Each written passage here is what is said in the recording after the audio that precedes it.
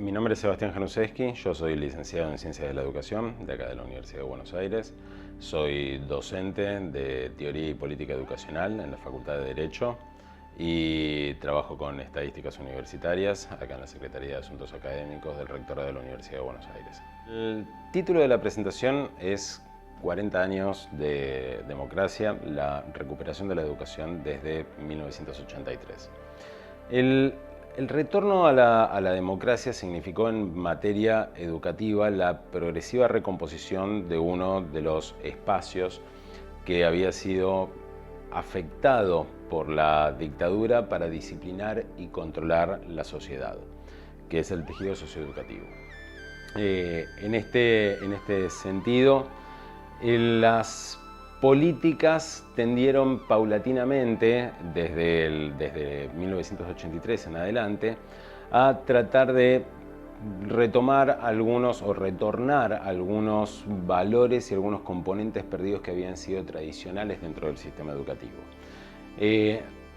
La dictadura había afectado fuertemente el sistema educativo a través de numerosas medidas. Entre ellas podemos mencionar primordialmente la intervención de los espacios de participación democrática, como por ejemplo la intervención de los centros de estudiantes, la intervención de las universidades, la fragmentación del sistema educativo a través de las transferencias de las escuelas primarias dependientes del Estado Nacional a las provincias en forma compulsiva, sin planificación y sin presupuesto. Por supuesto también la intervención ideológica y pedagógica y la intervención de las propias fuerzas dentro de las instituciones educativas. Esto representó una fuerte ruptura con las tradiciones de nuestro sistema educativo. El retorno de la democracia entonces representó un nuevo momento en la orientación de las políticas públicas en materia educativa, y estas tuvieron como objeto, por una parte, desarmar los mecanismos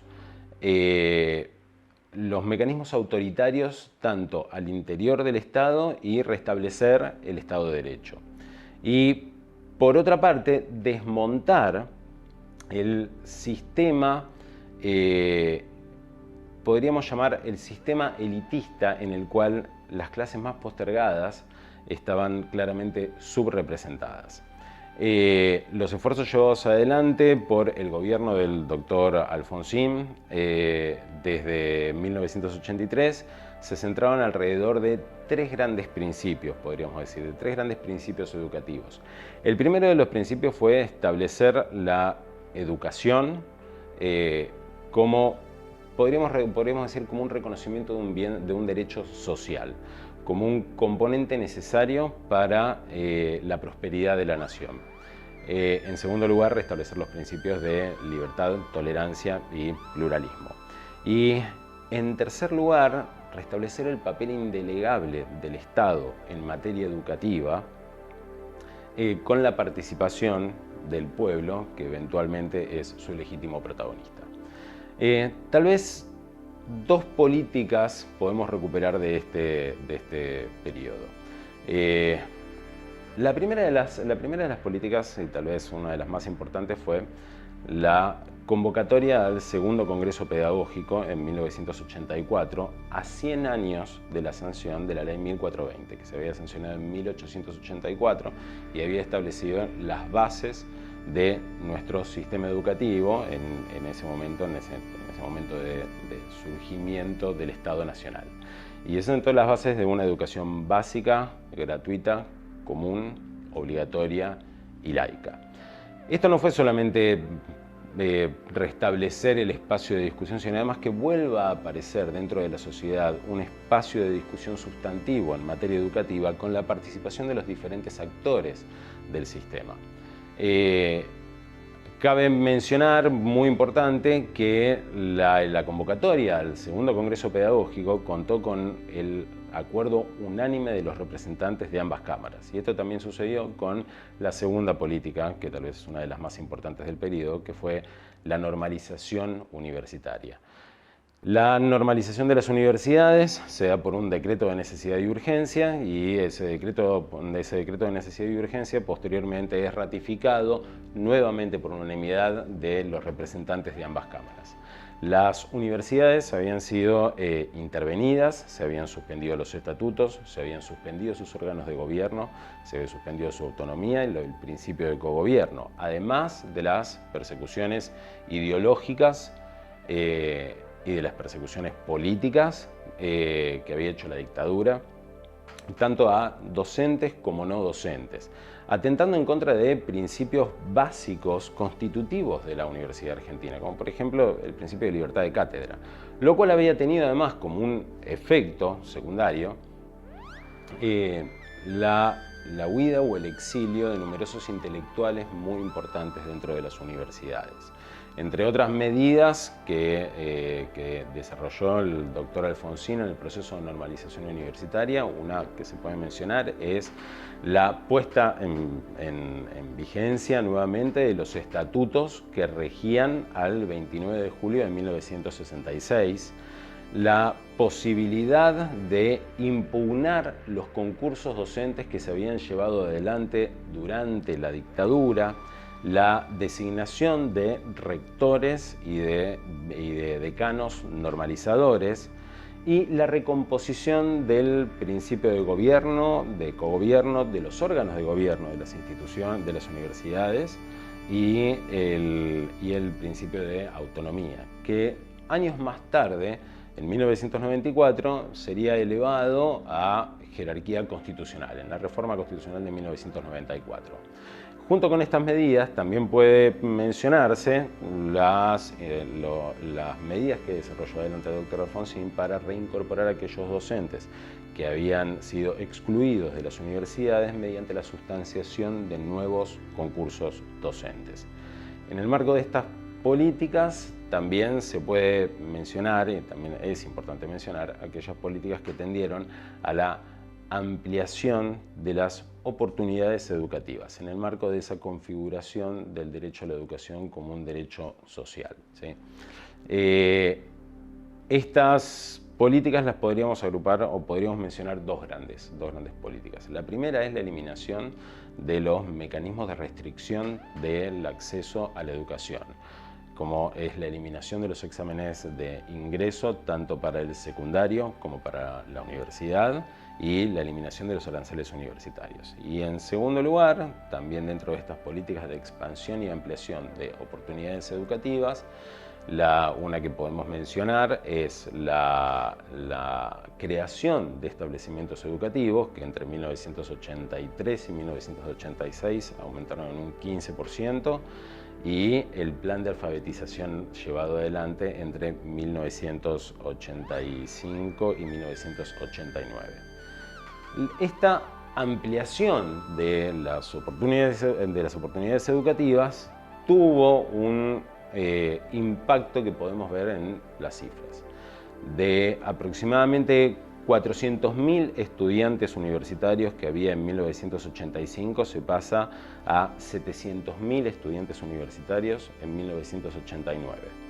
Lo cual implicó también grandes presiones presupuestarias debido a la gran expansión en un corto periodo de tiempo y en un contexto complejo económicamente para el país. Sin embargo, sí es cierto que esto operó de manera tal de incorporar a sectores que habían sido excluidos de la educación universitaria dentro de la educación superior. En el caso particular de la Universidad de Buenos Aires, el impacto fue incluso mayor.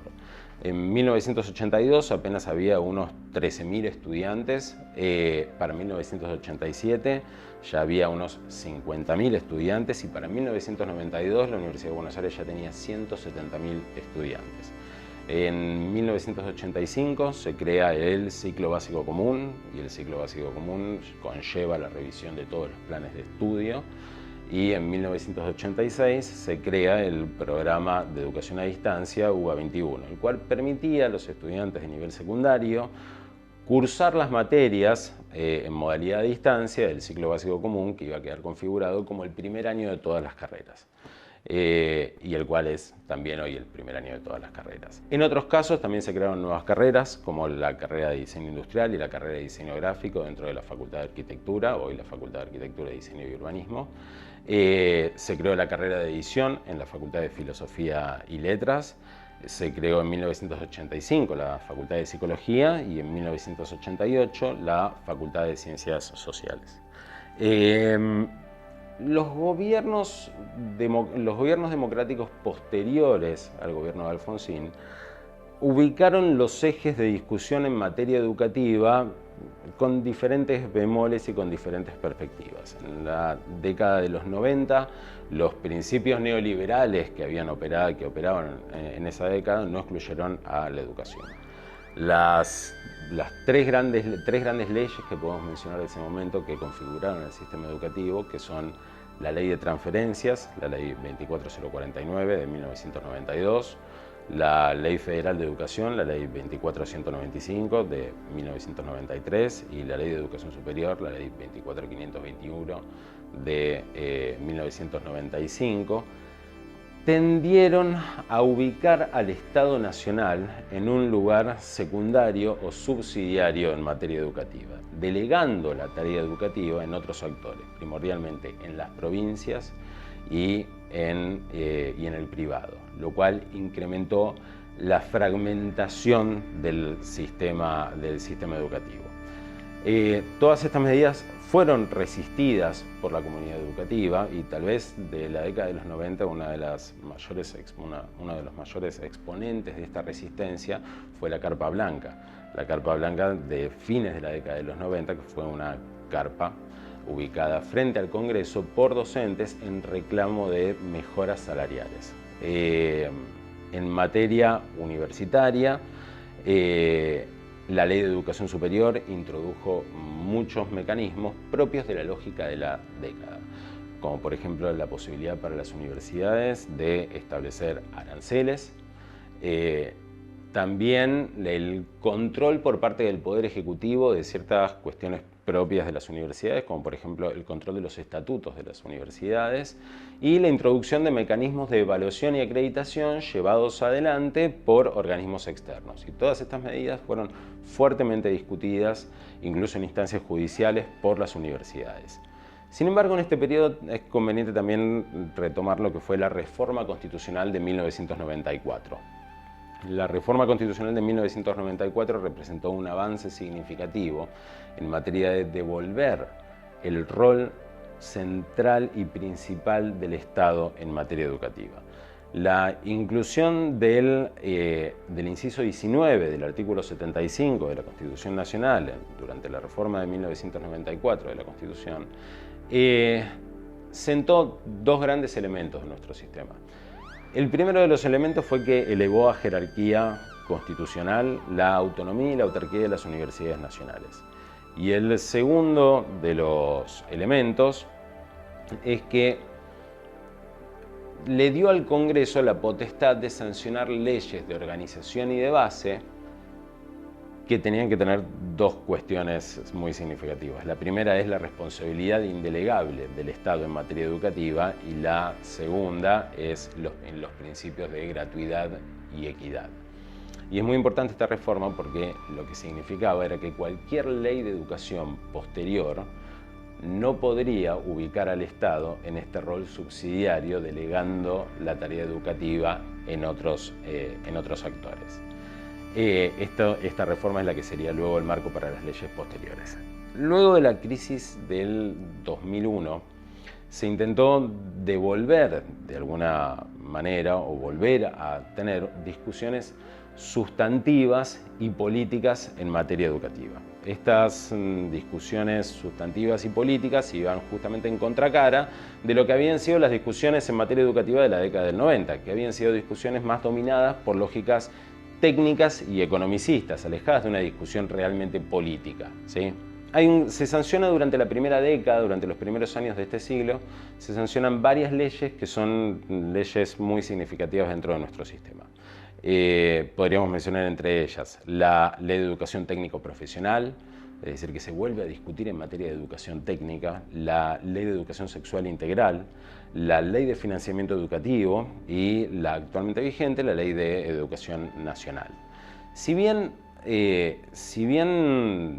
ha sido objeto de varias críticas en los procesos de discusión y de sanción de estas leyes, sí es cierto, y hay que reconocer, que se vuelve a discutir en la sociedad sobre educación. Y esto no hubiese sido posible si no hubiese estado esa recomposición democrática que se llevó adelante desde 1983, que no se limitó solamente a recuperar los efectos de la dictadura, sino a volver a ubicar la educación en un lugar central en la sociedad. En materia universitaria, también hubo una expansión constante desde el retorno a la democracia hasta la actualidad. De esos 400.000 estudiantes que había en 1985, hoy tenemos más de 2 millones de estudiantes universitarios y el número de instituciones aumentó de 30 aproximadamente a hoy más de 130 universidades, tanto estatales como privadas, y la matrícula se encuentra mayormente ubicada en las universidades de dependencia estatal, tanto en las nacionales como en las provinciales. Si bien también puede objetarse si esta expansión tuvo una adecuada planificación, sí es cierto que la creación de nuevas instituciones de alguna manera acerca posibilidades educativas y una posibilidad de ejercicio de derecho a la educación a sectores que habían estado excluidos de este ejercicio de derecho a la educación, sobre todo en materia de educación superior universitaria. Todos estos procesos son procesos que a veces damos por hecho en materia educativa. Decimos que, bueno, nada, se discuten. Sin embargo, ninguno de ellos hubiese sido posible sin esta recomposición democrática llevada adelante desde el 83, que reubicó a la educación en ese lugar en la sociedad, tanto un elemento constitutivo para la vida en democracia como para la vida de las personas. Y creo que eso es lo primordial que hay que recuperar de lo que es la recuperación de la educación desde 1983. Actualmente la educación, incluso esta educación en democracia, tiene varios desafíos. A pesar de que primaron estas posiciones socialdemócratas, se intentó devolver estas discusiones sustantivas y primar los principios de igualdad y equidad, la realidad es que el sistema educativo tiene todavía profundas desigualdades que están vinculadas también a las desigualdades estructurales de la sociedad. Entonces, tal vez uno de los grandes desafíos que tiene la educación es, en materia del rol que tiene la educación en el tejido social, es tanto responder a las demandas que tal vez pueden ser demandas más individuales en términos de para qué es útil para cada uno la educación y por qué está bien que haya una educación común para todos, por qué tiene que haber puntos en común, y cómo se vincula la educación tanto con el tejido social como con las necesidades de mercado, con las necesidades sociales, que son muchos puntos de difícil convergencia y son discusiones muy complejas, y simultáneamente cómo la educación opera para conservar esta vida democrática y darle valor a esta misma vida democrática. Creo que esos son los grandes desafíos que hoy tiene. Hay entre muchos otros que se podrían mencionar, pero creo que esos son grandes desafíos y creo que en un punto se puede decir que muchas veces están en juego, a pesar de que no lo vemos. ¿Cómo perciben las generaciones más jóvenes estas conquistas de luchas? Creo que es complejo de analizar porque tiene varios bemoles y varias complejidades, pero creo que hay 2 o 3 elementos que operan para que tal vez haya lo que las generaciones más grandes consideramos una subvaluación de esas conquistas. Por una parte están las distancias que tienen las generaciones más jóvenes con lo que fueron las luchas que lograron esas conquistas, y a veces se ve o pensamos que se da por hecho ciertos elementos que en realidad fueron productos de muy complejas luchas que tuvieron altos costos, incluso altos costos en vida. Y creo que en un punto se menosprecia el valor o no se menosprecia, no que se menosprecie, sino que no se le da el valor a la vida democrática en función de lo que costó. Elementos básicos que damos por hecho, como por ejemplo poder elegir a nuestros representantes, poder emitir el sufragio o poder acceder a salud, educación sin ningún elemento que medie discriminando quiénes sí y quiénes no, y eso es producto de esa vida democrática, pero eso es producto de muchas luchas en las cuales hay mucha distancia tal vez con las generaciones más jóvenes. También hay ciertas complejidades sociales Creo que en un punto hay una falta de arraigo de la idea de comunidad en las generaciones más nuevas, y creo que eso también complejiza y es algo que ubica una cierta distancia entre lo que es aquellas luchas que lograron esas conquistas y hoy la ubicación de esas conquistas como elementos que damos por hecho que ya existen en la sociedad. Y no ha pasado tanto tiempo, han pasado apenas 40 años.